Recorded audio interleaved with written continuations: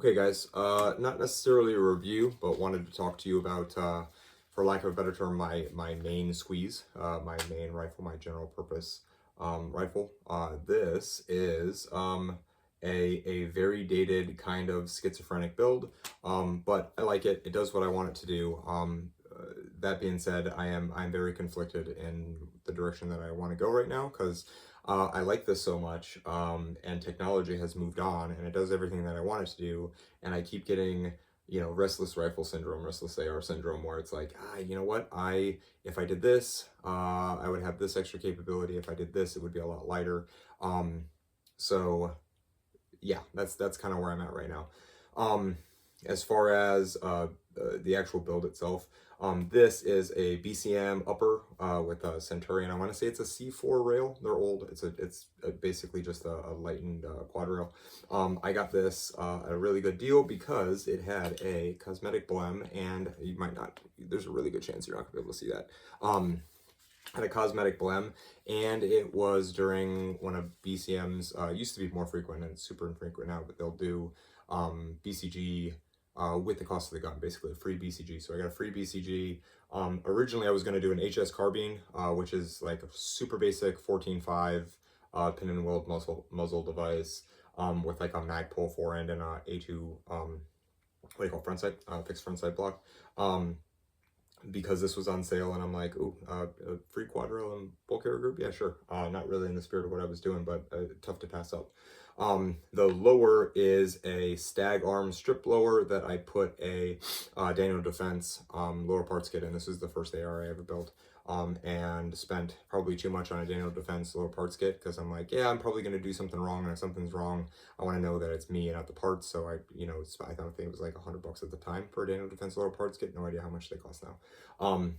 As far as the other salient factors here, BCG gunfighter, kind of one of these overbuilt charging handles. I like being able to manipulate it kind of in a gross motor way, okay, like that, as opposed to having to T-grip that kind of beefy handle. It's a medium-sized one, but I did that just so I can yoke that sucker without having to use my fingies. I can use the side of my hand. It's got a lightweight 16-inch barrel.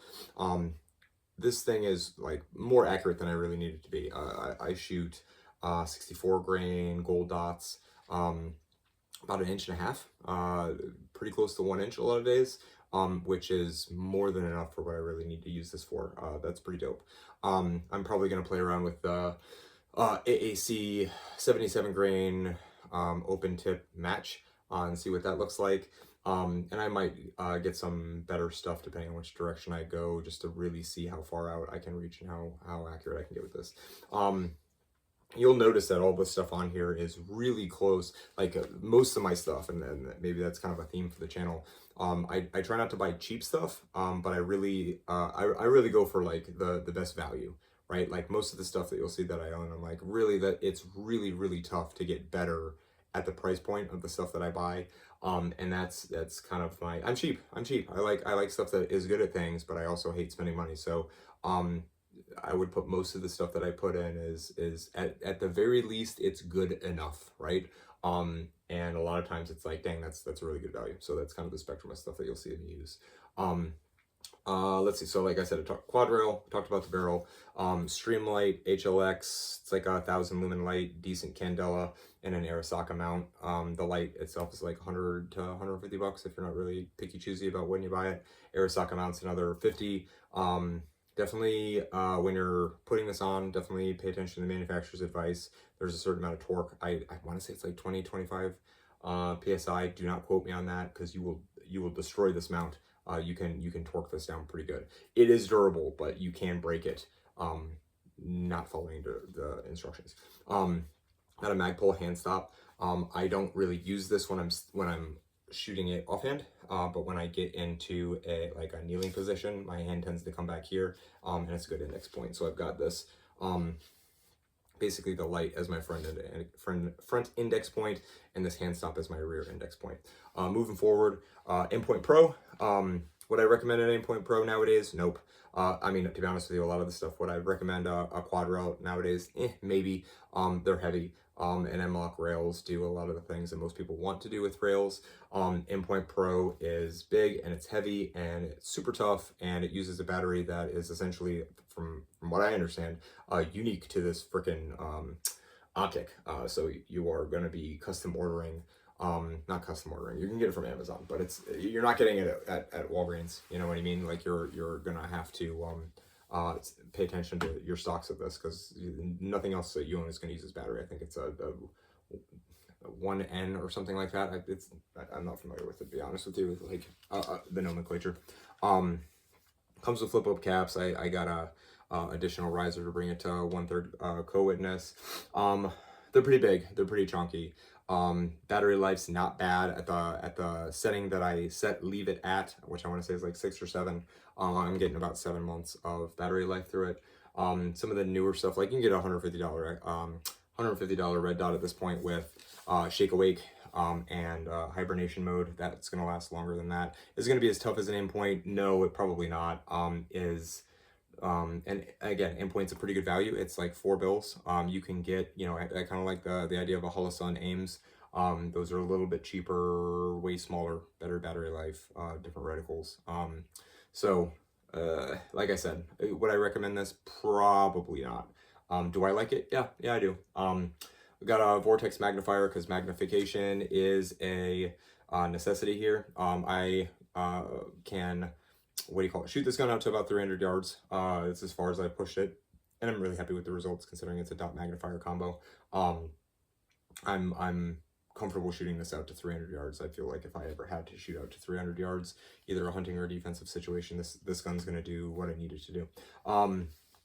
Blue Force gear, quick adjust, what do you call it, 2-point sling. Had that on here basically since the birth of the gun. I want to say this is a Magpul K2 and a Magpul STR. Okay, so it's got the additional friction lock. It's got some battery storage. Kind of big and chunky for what this is. And this little, this piece right here rubs against my sternum if I've got the rifle slung up front and I'm walking like basically with my hand on the pistol grip. This will rub the other side, but this will rub against my sternum.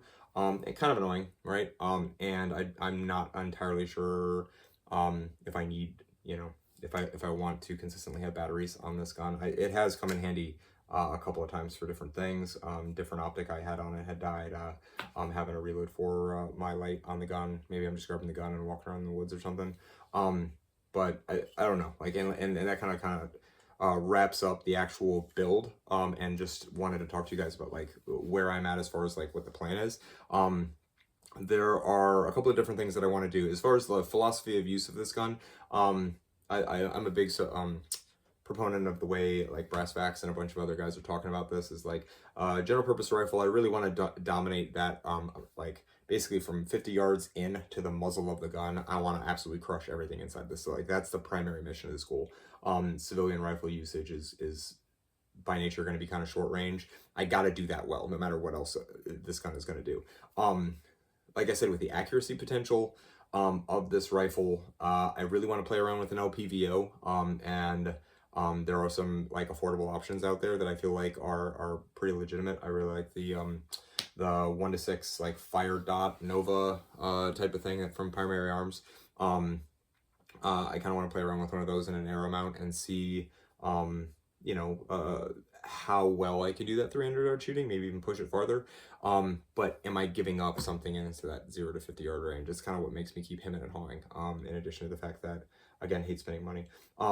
And like I said, this one's kind of schizophrenic in that like it's relatively heavy. Like it's like I don't necessarily have a problem with it. But just the technology I know that's out there, the products that I know that are out there.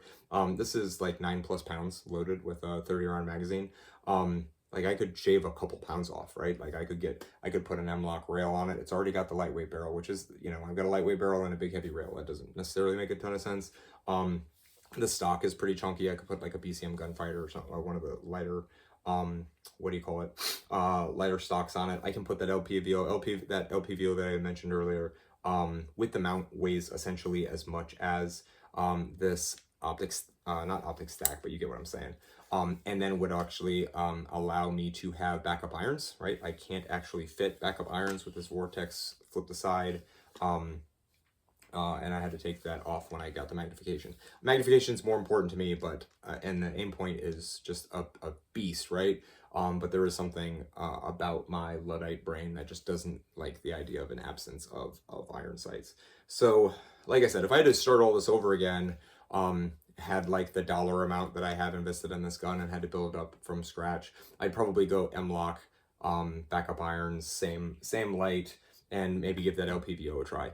And that's the thing, is like, there's a bunch of stuff I can do with this and that we can all do with all ARs, but this does everything that I want it to do right now. So it's like, do I want to mess with this to get better results at range? And, you know, maybe it'll probably be, to be honest with you, it'll probably be fine inside of 50 yards.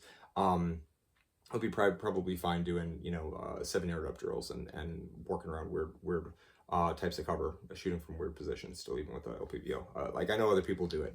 I've never done it, right? I'd like to borrow a buddy of mine's LPVO and maybe burn a day and a couple hundred rounds to see if I really like it.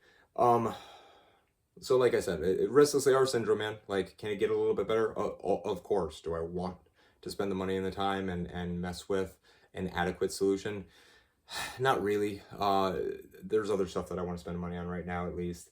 But we'll see. Like, I can see that changing. But when I'm talking about a GPR, this is what I'm thinking about, right? Reasonably lightweight, reasonably accurate, some magnification, white light. Would I love to get a night vision capability and slap a suppressor on this sucker and what do you call it, laser aiming module? Yeah, I totally would. That's one of the reasons why I haven't gotten rid of the quad rail. Is it going to be a huge pike? Yeah, for sure it is. You know, I've got a bipod for it that I'll use for DMR-ish type shooting with this magnifier, which again, kind of schizophrenic, right? So I could definitely see if at some point if I put together like a 12.5 or an 11.5 pistol, chicaning the aim point, throwing, like I said, that Holosun aims, the magnifier on that, putting an LPVO on this and kind of building this out to be more SPR-ish, probably would make sense, to be honest with you. But we'll see. If that does happen, you guys will know about it. And I'm going to cut the rambling out now. This was supposed to be a short-ish video. Thanks for listening, guys. If you have any questions, or if you're like, oh my god, this is the worst build I've ever seen, I can't believe I've watched any of these guys' videos, throw it up in the comments. If you know of, you know, maybe there's something I don't know out there, that would be cool. I would be the first one to admit I don't know all the stuff that's out there. So if you see something that maybe addresses a deficit, give me a holler. Thanks, guys.